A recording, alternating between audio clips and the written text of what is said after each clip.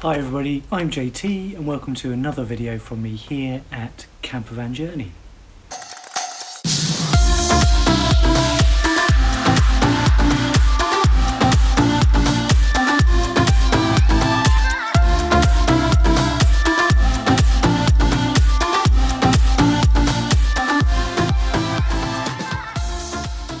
So when we started off on our campervan journey, what would be 5 years ago now, one of my intentions and aspirations was that our campervan would take us to lots of exciting places, both in the UK and ultimately across Europe. We had some amazing journeys and visits and saw some amazing sights that I believe we wouldn't have had the opportunity to do or the inclination to do if we hadn't got a campervan. We've just returned from a tour of France in the summer. We were lucky enough to get that done before the quarantine measures kicked in, and part of our stay was in the Alsace region of France, a part of France that we've never been to before, but is very close, in fact borders Germany.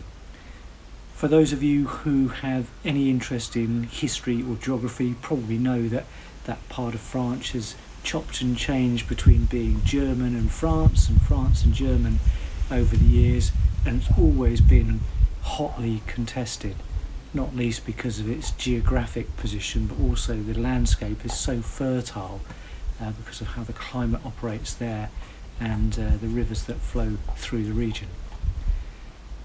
On our most recent visit, we were staying in a town called Wattwiller, which is very close to the Grand Ballon mountain region, and on our journey down from visiting the Grand Ballon, we were aware on the left-hand side as we came down the mountain roads a new building, or newish building, architecturally quite impressive building that stood a little bit back from the road.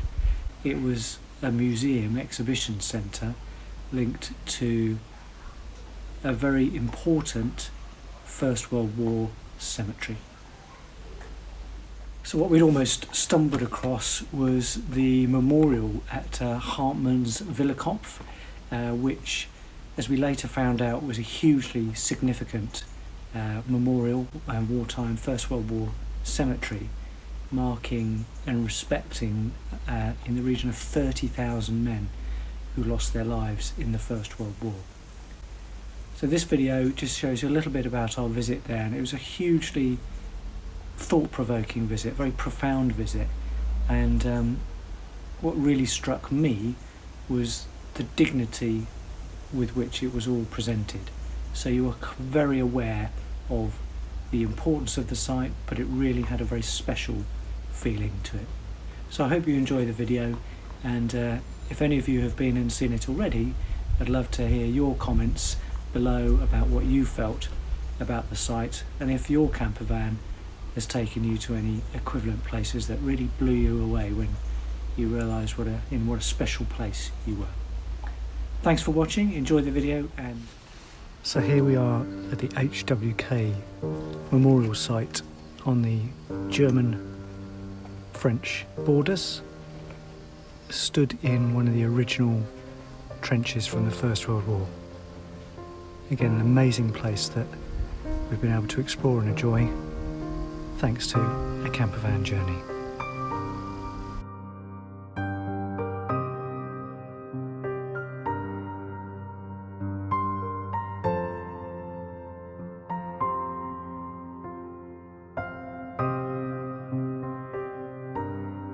So Hartmannswillerkopf is a rocky spur that sits in the Vosges Mountains in the Grand East region of France, which, as we said, forms part of the Alsace region.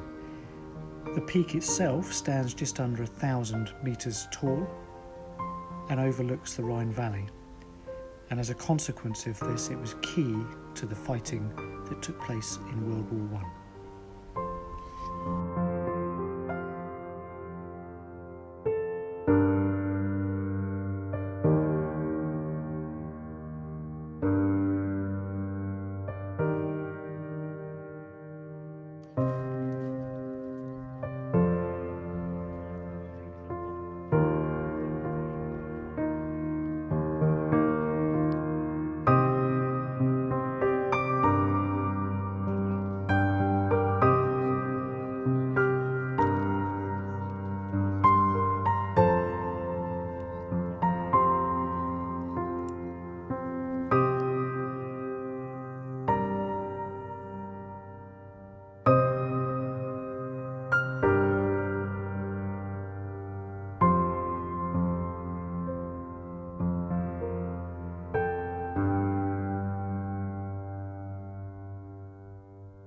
French and Germans fought for control of this mountain peak during the First World War. Fighting took place throughout 1915, and it's reputed that 30,000 men died near Hartmannswillerkopf during the First World War itself, with the majority of deaths being suffered by the French. After 11 months of fierce combat, both sides began to focus their attention farther north on the Western Front, with only enough men left to hold the lines that were left at Hartmannswillerkopf. As a consequence, the lines remained very stable for the remainder of the war, and generally only artillery exchanges took place. This means that today, these trenches are still very, very well preserved. Emma. It's like a rabbit.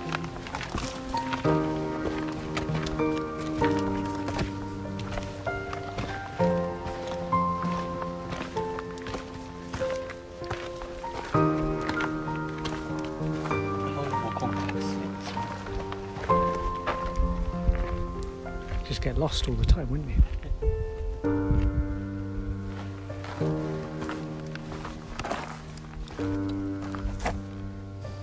This phenomenal landmark preserves the history and a real atmospheric feel about the thousands and thousands of soldiers who lost their lives back in the First World War. This is one of the original trenches. You can just imagine it bustling with soldiers, horrible conditions. The irony being, as we walk through here, there's an absolutely stunning view across the valley towards the Grand Ballon.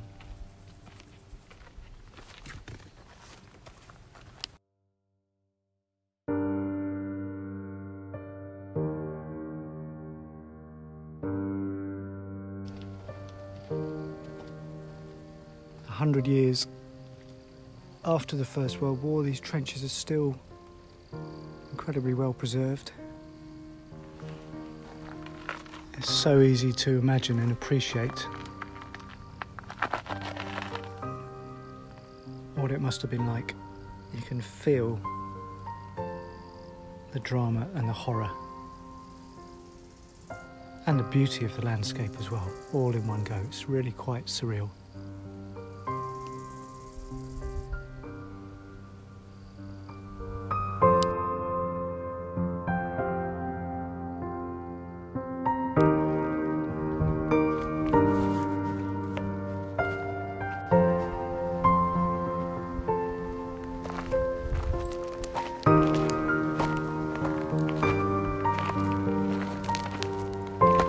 This track takes us down through no man's land.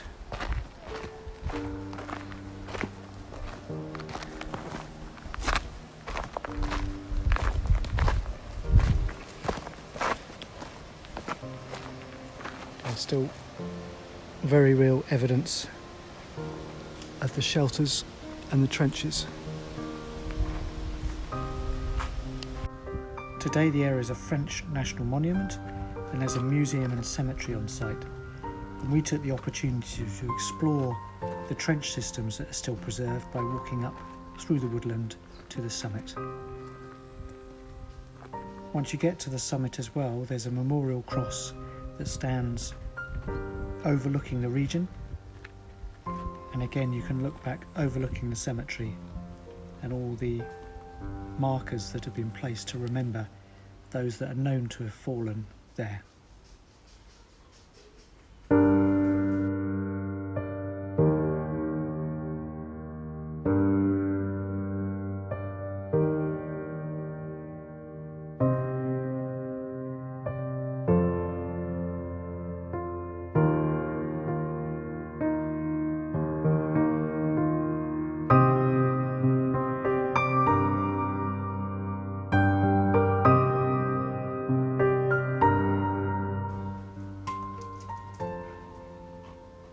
There's also an opportunity to go underneath the memorial and investigate an area which is set aside for the bones of those that were found that aren't known and was not able to be identified. And again, this is a very, very profound and powerful place to visit.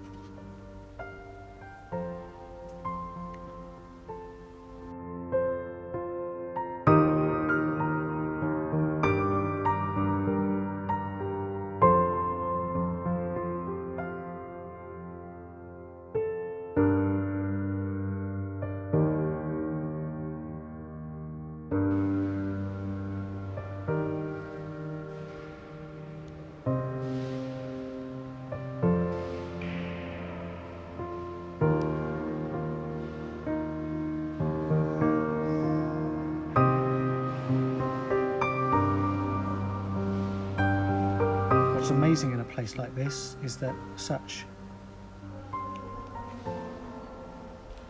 devastating and horrific events have ended up with such a beautiful and peaceful monument. And when we're stood at the top of one of the trenches, whilst you can remember all of the horror that occurred, you actually get an amazingly beautiful view of the surrounding region and countryside.